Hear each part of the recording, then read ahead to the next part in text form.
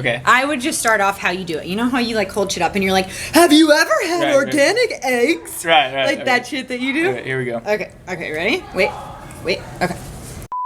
Are you going through life right now with a clear and defined vision for what you want? You know, it could be a month from now, it could be 3 months from now, it could be an entire year from now. Do you have that clear-cut vision? If you don't, that's okay. That's what we're going to be unfolding in this video. And so today, we're gathered with Gabriella Maria, and she is with Gab Rising, and she's an incredible intuitive healer. And so would you like to share a little bit about yourself before we get started? Sure. Thank you so much, Christian. I feel like I'm gonna shit.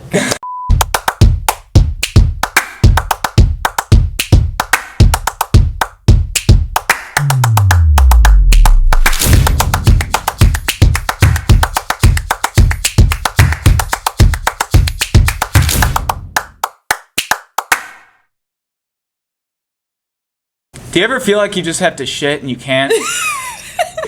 So the majority of my life, I just trekked through it without having a clear-cut vision. A lot of us are just going through the monotony. We're trying to get work done versus prioritizing that inwardness that allows us to have that trajectory in an area that we actually want to go down, right? A lot of us are doing shitty jobs we don't like. A lot of us are not eating the healthiest foods, or we're just getting through the monotony versus actually having that spontaneity that's intriguing and inviting, and that curiosity comes with it. So we're going to be talking a lot about just how to harness that clear-cut vision for your life and really pulling in a lot of intuitive healing. And so that's why I'm gathered with wonderful Gabriella Maria right here with Gab Rising, and she helps a lot of individuals find that guidance within. So would you like to share a little bit about yourself and like what you're doing right now with clients? Definitely. Thank you so much, Christian. So I do intuitive healing, I do coaching, but like Christian said, my main purpose is really to help people tune into what they feel in their body so that they can bring it into their external reality and create a really, really solid vision for their life. So I kind of feel like there's two kinds of people, and you can disagree with me here. I feel like there are big vision people who really see what they want in 5 years, 10 years, 15 years. Mm-hmm. And then there are people who are really, really good at the organization and the step-by-step and the goal setting. And I think what's really amazing is when those two people work together, they can create a lot using each other's strengths and weaknesses. So what kind of person would you say you are? I would say I'm primarily definitely more into the step-by-step mode, where I'm like, okay, like I have that big vision in mind, but I primarily focus in on how do I get there? What are the exact steps there? And that could be month to month on a daily basis. That could be something along those lines. Are you more of the long vision type person? I'm definitely a big vision person. Really, since I was 15, 16 years old, I kind of saw what I wanted to create, and it has so much to do with wellness and energetics and all the things that you talk about on your YouTube channel. But it's tricky because you can hold a vision. It's like what Joe Dispenza says. You can hold a vision, you can see it in your mind, but you actually have to start embodying physically that vision on a day-to-day, month-to-month, year-to-year basis. And for me, that's really difficult. Mm-hmm. And I think learning to create structure with the fluidity is really important for this kind of work. Absolutely. And it goes back to the feminine and masculine balance as well. It's like we can have that flow and that spontaneity and kind of go with the flow mode all the time. But if we aren't having that structure along with it, which is more of the masculine energy, then we're kind of going to be chaotic. And it goes vice versa, right? We could be too structured and then too into the work, concise mode. Yep. But if we aren't flowing with it, then we're kind of living life very strict and in a box, right? So let's talk a little bit about that. Let's go down this rabbit hole a little bit. So the power of goal setting in itself is extremely important. For instance, when I'm working with clients, we're establishing SMART goals. You guys might be familiar with this. It's very simple. It's specific, measurable, attainable or achievable, realistic, and time-oriented. So your goal fits in this criteria of specificity. Is it kind of too outlandish? Is it kind of floating around and all over, the place you're at whimsically, right? Or have you made it clear and defined, like, this is what it is, right? Word for word. Along with that, is this measurable? Can I track this on a daily basis? This goes back to that idea of step-by-step. Is this something I can actually measure either quantifiably or maybe qualitative data, right? So like, am I losing weight, for instance? You can track that with the scale. Or you could do it qualitative-wise by looking in the mirror and being like, wow, I actually feel more comfortable in my body, and I'm noticing I'm getting leaner by the mirror, my clothes are fitting differently. So you have the measurable part of it. You have attainable, or is it achievable, right?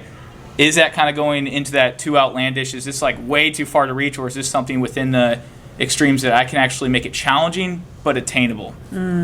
Realistic, is this realistic, right? Simple as that. Last but not least, is it time oriented? Do you have a clear defined time frame in when you want to accomplish that goal? So going off of that, it's more of like kind of the structured mindset along with it. How would you track it in your big vision landscape? Like, how do you go about that? And that's that's something that's a little bit more difficult, right? So it definitely is, and I really like the structure that you talked about in there because it does give you a more grounded sense of where you need to go. I think, as you were saying that, I was thinking about emotions and energetics, and I actually think that people who have passion and they have drive, a lot of depression and anxiety can actually come from not outlining your goals. And as you were talking about that, I thought about myself in my past and how I felt overwhelmed in a sense by the vastness of the things that I wanted to create, the businesses I wanted to make, the people I wanted to meet, and how it was almost too much for me. So I think it's really cool because you're not only creating structure and really honing in on your goals and achieving them bit by bit, but you actually start to have more self-confidence as you do that. I've struggled with self-confidence. You've struggled with it. It's definitely tricky. And I think when you start Have you struggled with it? I'm sure you have. No, for real. And when you start to really hone in on this stuff, you shift away from I'm depressed because I'm not living my purpose to I'm living my purpose even if it's imperfect, even if these steps seem small or minute, like you're still doing it, you're still making those moves forward. And that, that makes me think of the power of linguistics and the power of words too, like saying I am depressed, for instance, which a lot of us have caught ourselves in, like I'm anxious or I'm not necessarily, or I'm a people pleaser. We're defining ourselves by these certain things. Versus saying like I am feeling, just adding that one word, feeling. It's like true. In that moment you may be feeling that way versus like the long term, like I'm living and breathing in this.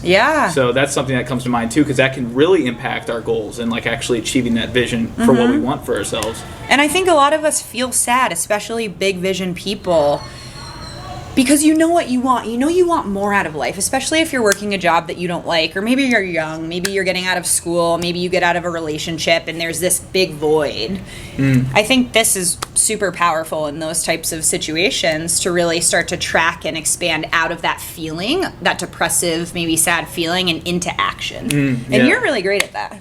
You are too. I'm working on it. Who's funnier? Right. So one thing that comes to mind too, and I find this very important for most people, it's super invaluable, is the idea of defining your core values, defining your values in life. Like how does that all connect to your purpose or why on this planet? If we can really make a clear-cut, statement with that, or a why statement, it can make it much easier to get over some of the challenges or hardships or roadblocks we come across in our head or in our life, right? Whether it is a death of a loved one or it's something just happening internally we're going through, it's really important to go back to those core values. So have you ever worked in that arena of just core values or just defining your purpose on this planet? And if so, would love to hear your purpose. Yeah, for sure. So when I think of core values, I also think of belief systems. So if we have a core value, and our value, what's one of your biggest core values? Oh, definitely environmental health, like sustainability. Okay. So you believe that sustainability is really important? Yes. So I think the most important thing in my mind when I work with clients about core values is if you have a value, you have to make sure your unconscious is matching the conscious value. Okay, so say your core value is you want to create a business. You want to create something that's really heart-centered that you really believe in. That might be your value. It's in the front of your mind. You're thinking about it. You might have a belief system in the back of your mind that says, I can't do that. I'm not enough. So a lot of the stuff that I do is before I even define my core values, I actually work internally with the belief systems in my body. So what's actually preventing you or me or Christian from doing what we want or from creating those goals? Is it fear? Is it I'm not good enough? Is it no one will like what I have to say? So I think that's kind of the basis of the work that I do. And then when I define my core values, it brings more clarity to them. Yes, and that always goes back to aligning your internal frequency with what you want in your brain. Like if you have these big visions and you aren't aligning that frequency to it, it's just going to be jumbled, right? And that's the same goes for meditations. If we're not meditating and we're not feeling like very intuitively aware of our body and the somatic responses from it, then we're kind of just up here, you know, we're a little bit more ethereal than we need to be, and we need to be grounded within everything. If that makes sense. Does that make sense? Yeah, totally. The chakra system. Going off of that, one of my biggest, I think my absolute biggest core value is that we have everything we need within us, and our society really negates that, especially in America. And I think when we start to tune into the subtle energy of our body and we start to connect deeper to that purpose, we realize that that's a true statement. Maybe it's not true for you right now, but for me, it's been true for a long time. But you have that statement and it's pretty broad, right? And then I think, how can I create what I'm supposed to create with that statement? So for me, it's creating healing centers, talking to people about consciousness, really connecting to that mind-body experience. And I struggle with those steps, right? I struggle with that step-by-step process. So I think what I've done in the past 6 months, I've learned a lot from you, is one, being gentle with myself, and two, really defining goals. So if you have an end goal, when you define your 6-month and year goals, it definitely creates a lot more stability and structure in that sense. Define 3 or 5 different words that you can go through, those core values, and just pinpoint those and then connect it to your purpose statement. So you're probably wondering, how do I make a purpose statement? Well, personally, I like to go about it just keeping it concise, but also not too concise, just enough to keep it, you know, there's fluidity with it. And you don't have to live with it forever. It's bound to change. I mean, that just goes back to life and your thought processes and experiences changing all the time. So for me, my purpose statement is to love God or spirit or source or whatever you may want to put in that little area, right? Prana, ki, all those things. To love God and to energize and empower people to live a more adventurous, goofy, healthy, and sustainable life. So I like to tie in the greater good perspective, because if we are too integrated in our life versus like the expansiveness of the world, then it's not vibrating to the frequency of the world. And I think we can tie it all back now to the beginning of this video where we said, hey, are you a big vision person or are you a step person? And I think just based off of what you've said and what I said, I have to poop so bad. I don't even have my squatty potty, which I'm super disappointed about, but it's still running out.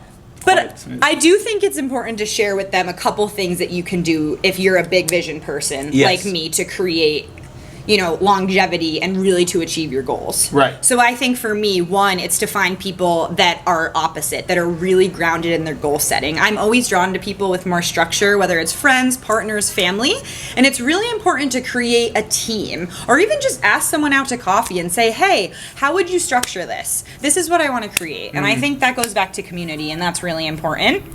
And then I would say the other one is to really first believe in yourself, and then really, like Christian said, define what you want and work the energy in a way that is best for you. So maybe you use a little bit of structure and you go with it. Maybe you have a vision about something, like a story you want to create, and it shifts. Just trusting wherever you're meant to go will bring you ultimately to the right place, but also, you know, having goals. I love that. Yeah, and forward. Utilizing, you know, she brought up resources. Ask, do you have the environmental support you need to get to that goal, that vision? If you don't, start thinking about that and acquiring maybe a new position, a new location, something like that, that will more vibrate to your happiness, right?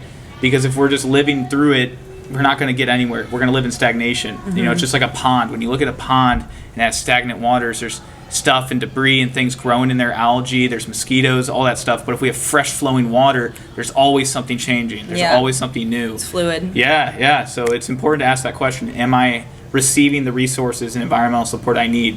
Whether it is you're living with your family right now, or you're living you know, with the wrong resonating roommates. It could be anything like that. Or are you living alone and you aren't having that support, right? We've gone through so much with COVID that we don't have that environmental support we need. So ask those questions and take action, right? A lot of this just starts from within. You have to take action. Stop blaming the outside world for the problems. That's a big thing right there with Stoicism as well, is like, is this something under my control? Yep. Right? And I've always been in that position of like blame in my unconscious, subconscious, right? And then I started catching on to that and pulling it up to my consciousness, and I'm like, okay, I need to stop doing that. I need to actually start taking ownership of my actions, my reactions to certain things in my life, right? Because it all starts from within. That's a strong belief in my life. But we do all have certain things that do happen to us that we have no control over. And that happens, you know, whether it is a death, like I brought up earlier, death of a loved one, or you're born and raised into a deep city crime or something along those lines, or poverty. Like, those things are not under our control, but we hear those profound stories all the time of people pulling themselves out of that because they energetically aligned with that greater vision, right? And that's what it always goes down to. So. Yeah, and I think to piggyback off of that, maybe just to end this little conversation right here, the biggest thing that comes up in my mind is to trust. Because when you trust, even if you have an economic situation where you feel fear and you say, but I can't quit my job and start this business, I can't move across the country to California, I can't travel the world, that's here, right? But when you drop into the body and you trust, whatever's meant to unfold will. It's almost like, let the universe catch you. Let yourself move forward. And I think the more we push ourselves, we're able to release that stagnation and really walk forward on our path towards purpose. I love it. That fires me up. So there you guys have it. That's kind of like the big vision, structured, all that stuff that goes into play when it comes to harnessing and creating that big vision for your life. I know it was a lot. We bounced around a lot, but I hope you got some pieces and nuggets of good information from it. We're both Geminis. Yes, we are very floaty with all of this. So, but I'm more grounded because I got some. He's got some earth signs. I got some earth signs. So if you guys got some benefit out of this video, please subscribe, like this video, hit the little notification bell icon so you can stay up to beat on all the crazy, whimsical wellness videos coming out in the near future. We'll be seeing you on the other side, right? Perfect. That's what people say all the time. Namaste. Namaste, motherfuckers.